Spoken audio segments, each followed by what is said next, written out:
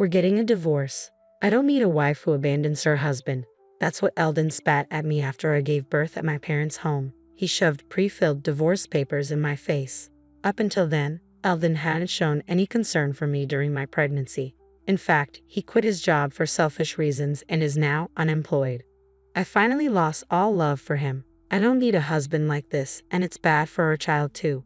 I coldly replied, "Fine, I'll give you the divorce you want." I firmly decided to leave. My name is Gloriana Ambrosio, a 30-year-old average woman working as an office employee. I have a husband, Eldon, the same age as me. We got married when we were 26. We became close quickly because we worked in the same department. Eldon was a very kind person and took his job seriously. He confessed his feelings to me, and since he was someone I felt comfortable with, we got married after a year of dating. His father, Caden, is a responsible person who runs his own business. Eldon always said, "My dad is strict and scary, but Caden has been kind to me." We never had big fights and our marital relationship was good. But then, a major incident happened 8 months ago. I was called into the boss's office at work, wondering what it was about. The boss told me something unexpected. Actually, I've heard Eldon's work attitude is poor. Specifically, he doesn't meet deadlines and doesn't apologize for being late to client meetings. His boss is at a loss about what to do. Could you talk to him? Shortly after Eldon and I got married, we were separated into separate departments. I was shocked to discover that Eldon and I had been assigned to separate departments since our marriage. I had always believed Eldon was working diligently there. There had been no signs of any change at home, but I started to worry that he might be under stress. That evening, I asked Eldon about it. He promised me, "No, I'm not getting along well with my boss. I'll talk to him and resolve it. I'll change my attitude."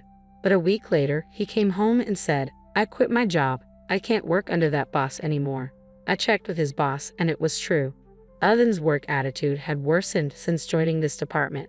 He didn't reflect on his actions and only made excuses. That led to an argument, and he quit. For the record, Eldon's boss was well-liked and respected in the company. It was natural to think the problem was with Eldon. Still, he seemed to regret quitting. "I'm sorry for the trouble. I'll find another job soon," he said. I thought things would be okay, but that was wishful thinking. A month passed, and Eldon only complained. "No company wants me without serious job hunting," he said. He graduated from a prestigious university and has work experience. There should be at least one company willing to hire him. When I asked what kind of company he wanted, he said, "One without a nagging boss, where I can make at least $5,000 a month." I attended a prestigious university. I should be discerning. My thought was, "You're being way too picky." I just wanted him to work like a normal person. But Eldon continued to avoid work, becoming fully unemployed. I was puzzled by Eldon's change of character. But one day, I came home from work to hear Eldon talking on the phone. "Since Gloriana is working, I don't have to. I'll just sweet-talk her into supporting me." I never thought pretending to be serious would work this well. At that moment, I realized I'd fallen for a complete fraud. The real Eldon was just a slacker who had been playing the role of a nice guy. When he noticed me, he tried to brush it off, saying, "I was joking. I'll look for a job." But I wasn't fooled. "Enough is enough. You better start working," I yelled, insisting he find a job, any job.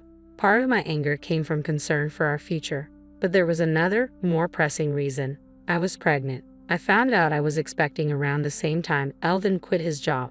Raising a child costs money, so I wanted Eldon to find stable employment. But as I mentioned, Eldon remained jobless and didn't care much for my pregnant condition. I was struggling with morning sickness and other issues, making household chores difficult. Yet Eldon lay on the sofa, eating potato chips, even saying, "Pregnancy isn't an illness. Deal with it." I had hoped he'd change as he became more aware of his impending fatherhood, but his attitude remained the same.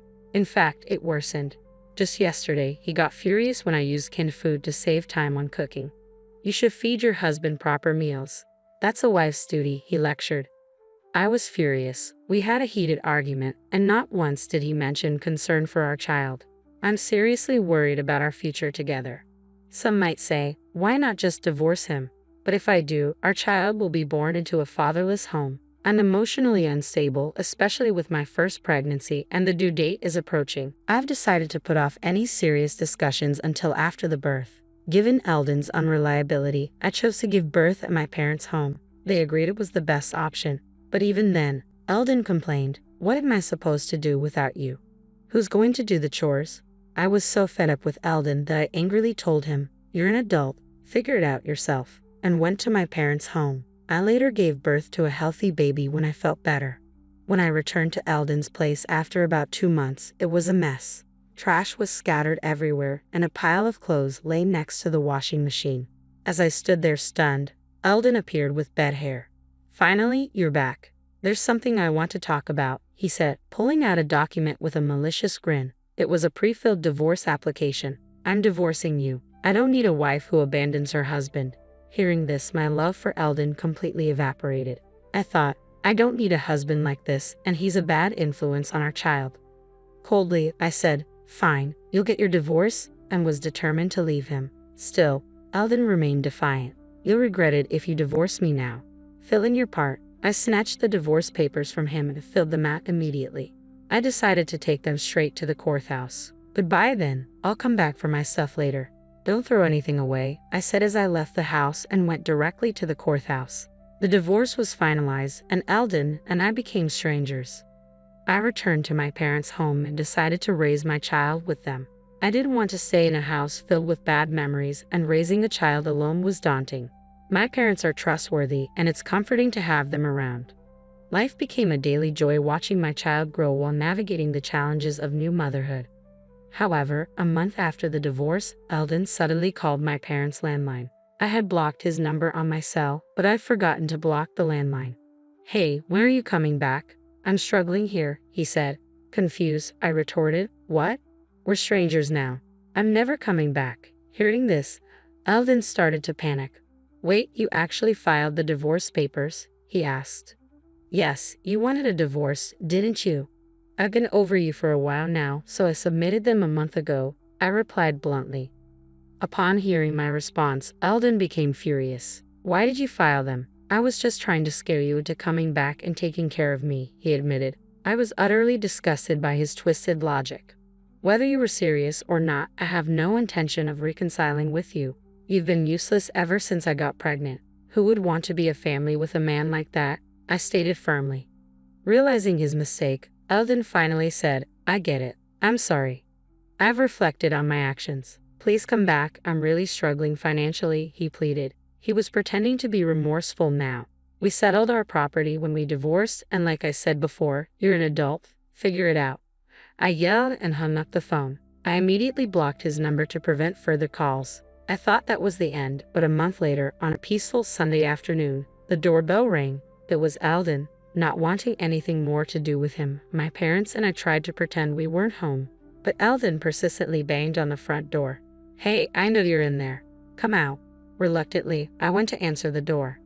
There stood Eldon, skinny and unshaven. I hadn't seen him in 2 months, and I was shocked to see he looked like a drifter. Without asking, he walked into the house and sat arrogantly on the sofa. "Gloriana, I need money, just $1,000. I'm really struggling here," he pleaded.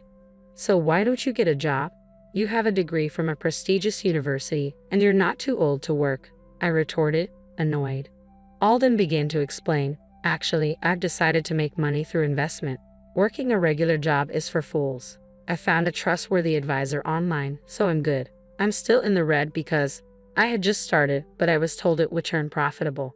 However, I'm running out of the money I got from our property division, so I need your help." I was sure it was a scam.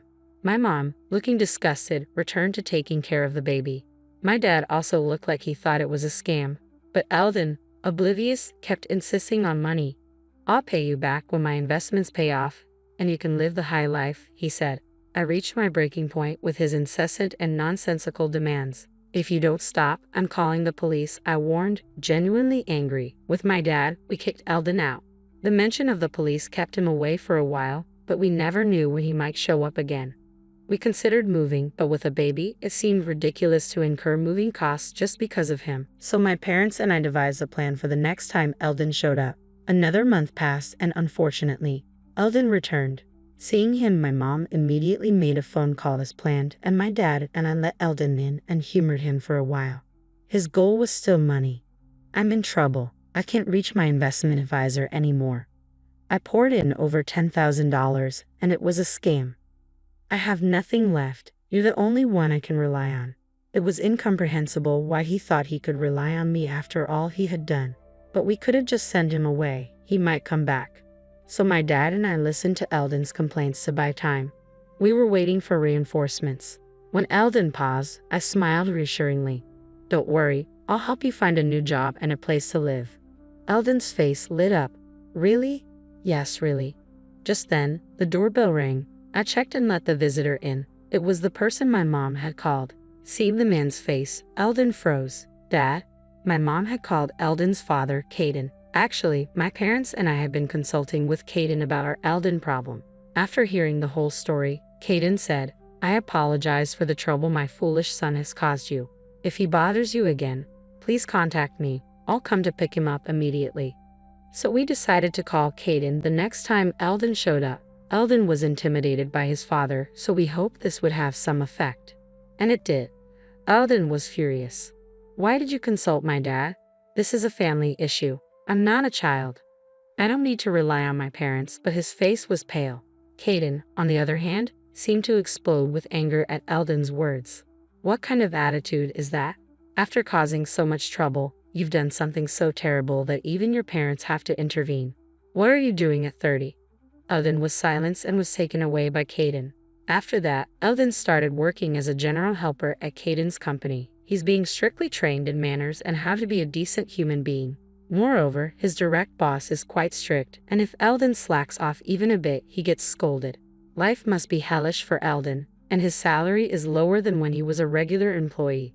With debts to pay, he's not left with much. It's a far cry from his dream of making $5,000 a month without a nagging boss.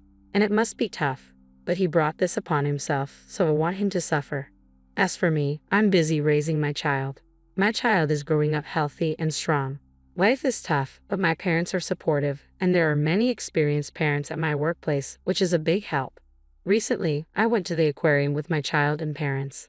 My child was fascinated by the dolphins he saw for the first time and seemed to enjoy it. I want to give my child various experiences and want him to learn many things. I intend to do my best as a parent.